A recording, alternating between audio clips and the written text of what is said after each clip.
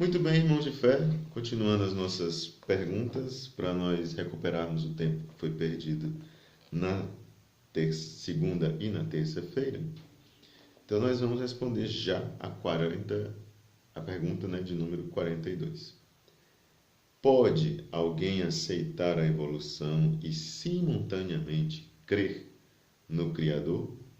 De certa forma, nós começamos a responder isso no nosso vídeo anterior, hoje mais cedo, né? E a resposta é sim.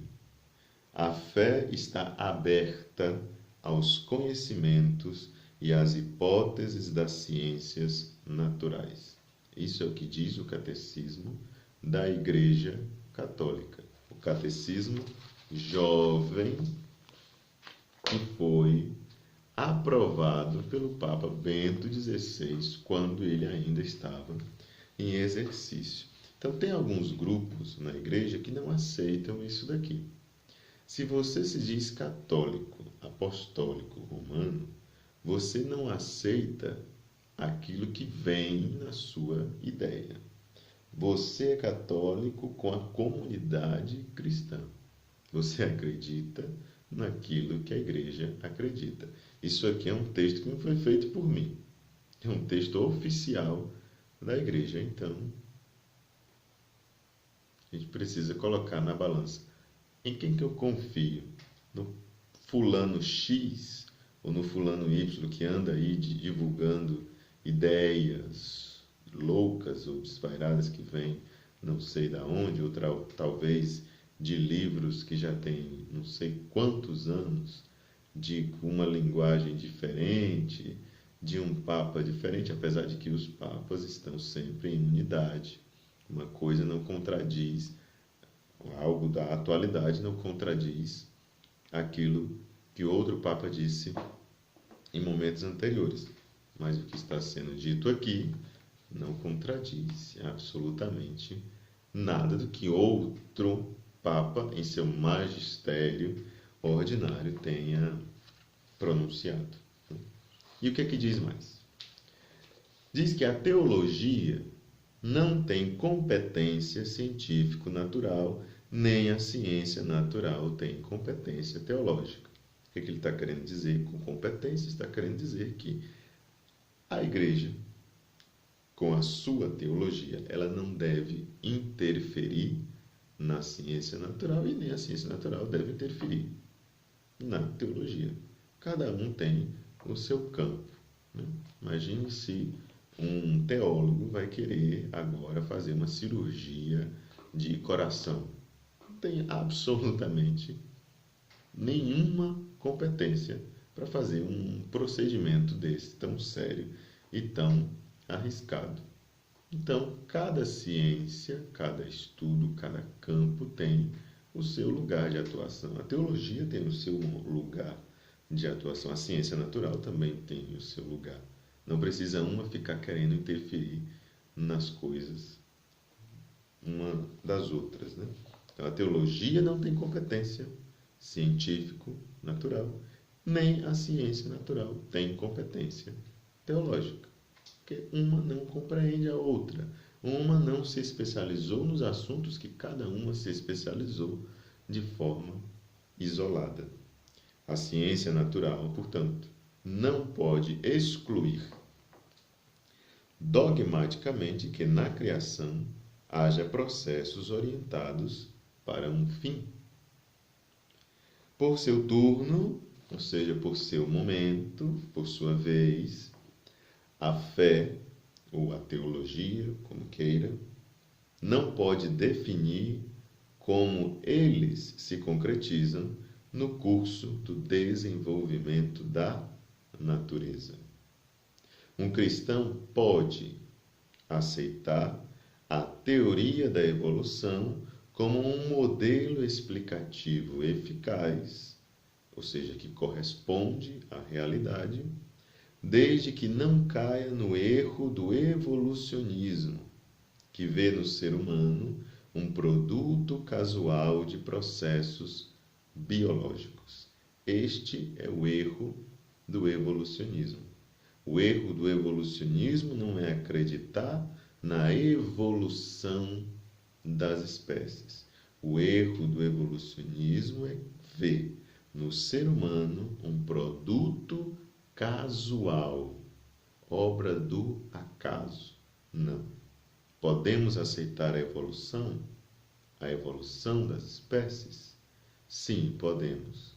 Mas junto com a evolução destas espécies, nas quais mesmo, né? Nas quais o ser humano está inserido, aí vai junto a dimensão de que é Deus que dá a capacidade desse processo ir sendo realizado. Ele não acontece simplesmente por obra do acaso. A evolução pressupõe, então, a existência de algo que a desenvolva. Nada é dito sobre o onde deste algo. De igual modo, a biologia não pode responder a perguntas acerca do ser, da essência, da dignidade, da missão, do sentido e do porquê do mundo e do ser humano.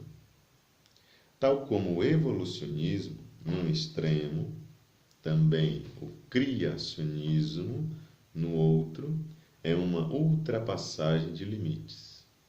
Os criacionistas, aqueles que acreditam na criação do jeito que está contado ali no livro do Gênesis, tomam ingenuamente à letra, ou seja, ao pé da letra, os dados bíblicos como a idade da terra e os 6 dias da criação. Então não dá para fazer essas apropriações, né? Fazer uma leitura da Bíblia, do livro do Gênesis, ao pé da letra, ou qualquer outra parte da Sagrada Escritura, é deixar de ser católico e se transformar em fundamentalista. Nós não podemos, eu já falei isso aqui, já perdi a conta das vezes, né? Ler a Sagrada Escritura de forma isolada, porque nós estaremos caindo no fundamentalismo, estaremos instrumentalizando a palavra de Deus. Uma coisa que a igreja não faz. Mas tem gente que se batizou ontem, entrou na igreja ontem e já quer mudar aquilo que a própria igreja anuncia, aquilo que a própria igreja professa. É aquela história de que existem católicos que querem ser mais católicos que o Papa. Fazer o quê, né? Então, é bom visitar de novo, né, essas afirmações.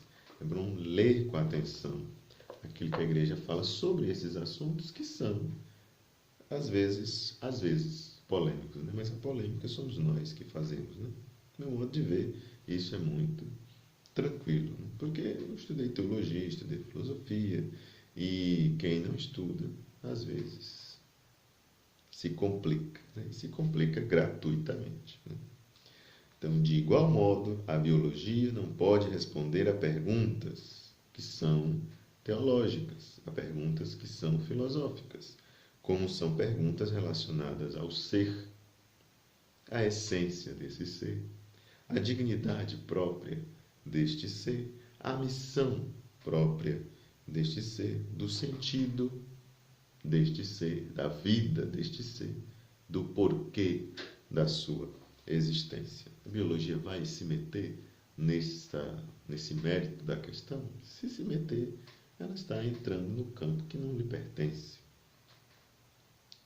Tal como o evolucionismo, de um lado, né, também o criacionismo, do outro, é uma ultrapassagem de limites. Cada um tem o seu limite.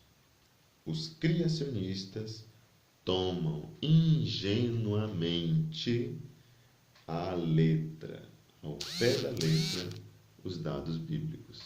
Veja essa expressão, ingenuamente. Já é uma fé infantilizada.